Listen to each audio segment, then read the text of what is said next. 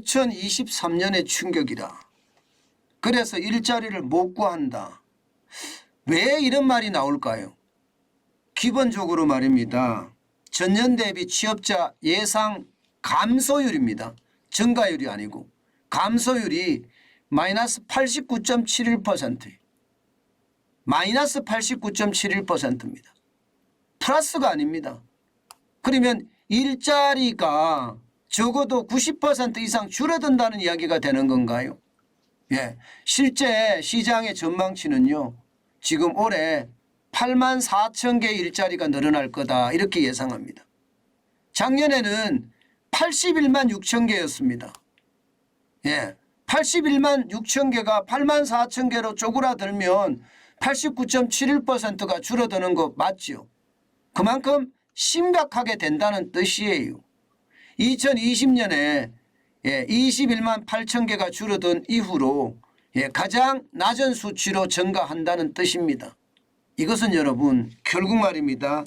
일자리 찾기가 하늘의 별 따기가 된다는 뜻이에요.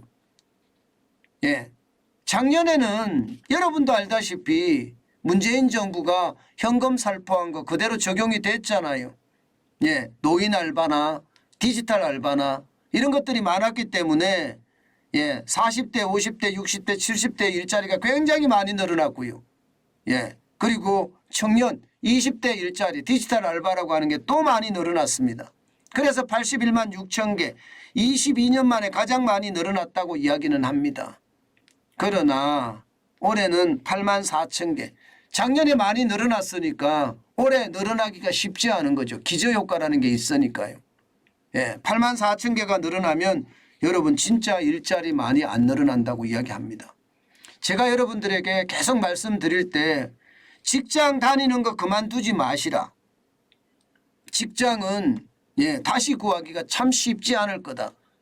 물론 개인의 능력에 따라서 일자리를 쉽게 구하는 사람도 있겠지만 지금 일자리 구하기가 하늘의 별 따기라는 뜻이 되는 겁니다. 그만큼 상황이 나빠요. 우리가 추세적으로 한번 분석을 해볼까요? 작년 12월에 한번 가보겠습니다. 작년 12월에 가보면요. 추세적으로 취업자 증감 추이가 쭉 줄어듭니다. 1월만 하더라도 113만 5천 명이 늘어났었거든요.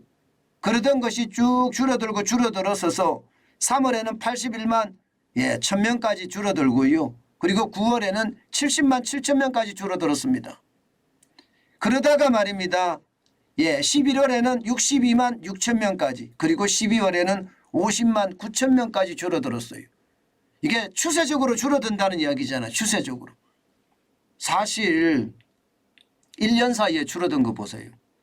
1월에 113만 5천이었습니다. 그런데 12월에는 50만 9천이에요. 반토막 났죠. 반토막. 굉장히 많이 줄어들었다는 겁니다. 그러면 올해는요. 올해는 기본적으로 말입니다. 노인 알바 많이 줄었고요. 디지털 알바 없어졌습니다. 그러니까 노인 알바나 청년 디지털 알바가 없어졌단 말입니다. 그렇게 되면 여러분 일자리 늘어나는 것은 최악으로 갈 수가 있다는 것 분명히 보입니다. 12월 달을 더 한 번 더 구체적으로 분석해 볼까요? 12월 달에 가보면 말입니다. 20대 지금 2만 1,000명이 줄었습니다. 40대 5만 7천 명이 줄었어요. 이게 감은 칼바람이 현실화됐다는 거 보이시죠? 그죠? 30대는 그나마 4만 2천 명이 늘었습니다. 50대는 11만 명이 늘었고 60대 이상은 44만 명이 늘었거든요. 50대 60대가 늘은 것은 노인 알바라고 볼 수 있으니까 이것은 사실상 취업이라고 볼 수가 없지요. 사실 이런 것을 감안해 보면 말입니다. 지금 대한민국의 일자리는요. 굉장히 어려워졌습니다. 여러분도 알다시피 자영업자가 지금 한 600만 명 정도 됩니다. 자영업자가 한 명만 이게 만약에 고용을 하잖아요. 그러면 순식간에 고용률은 늘어나요. 그런데 자영업자가 고용을 할 수 있나요 지금? 여러분도 알다시피 지금 고용 못합니다. 인건비 감당이 안 되거든요. 안 그래도 말입니다. 식재료비 올라서 난리고 월세 올라서 난리거든요. 게다가 세금까지 다 올랐단 말입니다. 전기료 올랐지 공공요금 다 오르니까 운영비까지 올랐어요. 이런 상태에서 누구를 고용한다는 것은 불가능하거든요. 그러니 지금 올해는요 더 심각하게 되는 것은 어쩌면 당연합니다. 좀 더 구체적으로 들어가 보겠습니다. 지금 보시다시피 그나마 숙박 음식업에서 많이 늘고 있습니다. 12월 기준으로 보면 21만 6천 명. 예, 그러나 보건 및 사회복지 서비스 18만 4천 명이죠. 이게 바로 노인 알바거든요. 그나마 다행인 것은요 제조업이 8만 6천 명이 늘어난다는 거예요. 그나마 다행이죠. 진짜 그나마 다행이라고 봐야 됩니다. 도소매업은 7만 3천 명 줄었고요. 시설관리 임대 서비스업도 3만 2천 명이 줄었습니다. 금융보험업도 2만 명이 줄었습니다. 전체적으로는 보면 자영업자, 숙박 음식업에서 지금 취업자들을 많이 이끌어낸다 이렇게 이야기할 수 있지만 이것도 오래가지 못할 거예요. 그만큼 상황이 나쁘니까요. 게다가 말입니다. 실업자는 계속 늘어나는 모양새입니다. 작년 1월에 실업자가 114만 3천 명까지 늘었었거든요. 그러다가 말입니다. 계속해서 줄어들었습니다. 왜냐하면 노인 알바, 디지털 알바가 워낙 많이 성행을 했으니까 지난 8월에는 61만 5천 명까지 줄어들더니요. 다시 늘어나기 시작했습니다. 다시 늘어나기. 12월에는 86만 6천 명까지 갈 겁니다. 게다가 올 1월에는 아마도 말입니다. 이게 노인 알바가 많이 줄어들었잖아요. 게다가 디지털 알바 많이 줄어들었죠. 그러면 아마 1월에 100만 명이 넘어갈 가능성 굉장히 많을 거예요.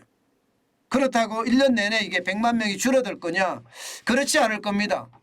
윤석열 정부는 최소한 통계 조작은 안 할 거라고 저는 보기 때문에요. 상황이 참 나쁘죠. 그런데 실업자들이 100만 명씩 계속 간다는 것은 참 일자리가 올해 구하기가 힘들다. 이것을 그대로 보여줍니다. 저는 여러분들에게 그런 이야기예요. 명예퇴직 하는데 지금 명예퇴직 할 땐가 사실 저는 그런 생각이 들어요. 많이 줄 때 떠나자 이렇게 이야기를 하지만 과연 많이 줄 때 떠나서 재취업이 되면 다행이지만 요즘 같을 때 창업하면 굉장히 힘들거든요.